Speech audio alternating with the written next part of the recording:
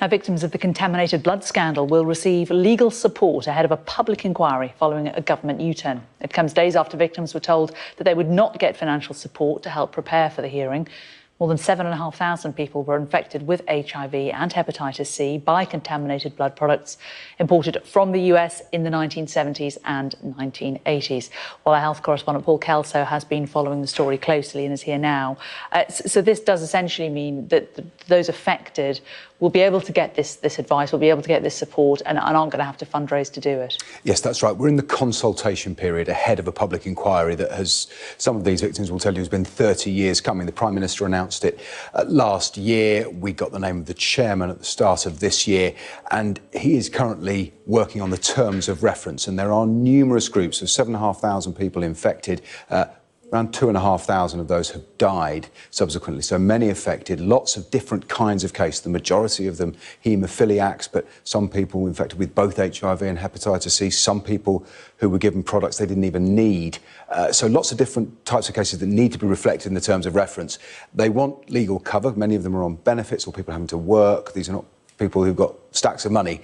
They were told in no uncertain terms on Friday by the Cabinet Office they would not get any support to pay for legal advice in this period. The Grenfell Tower tragedy was cited. Those victims have received this kind of support. The Cabinet Office said that was an exceptional case. It wouldn't be given to them. Now, the campaigners met with the inquiry chair yesterday. We covered this issue earlier in the week. And today, in response to an urgent question, the House, Cabinet Office Minister Chloe Smith announced this U-turn.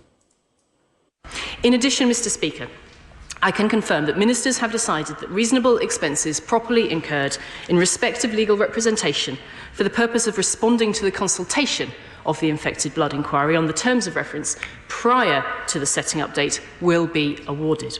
Any claims will be handled by the solicitor to the inquiry, and it will be for that solicitor to determine these expenses. I hope, Mr. Speaker, that is good news to the House this morning. The victims and the families are delighted at this news. They feel that perhaps for the first time they are being listened to, and I do get the sense they have a lot of faith in Brian Langstaff, the judge who's going to lead this. He is starting work full-time on May the 1st. We still don't have a date for when the inquiry proper will begin, but it's worth bearing in mind, since the Prime Minister announced this inquiry was going to happen, 70 more people have died. There are people dying all the time. This is a sort of slow-motion carnage.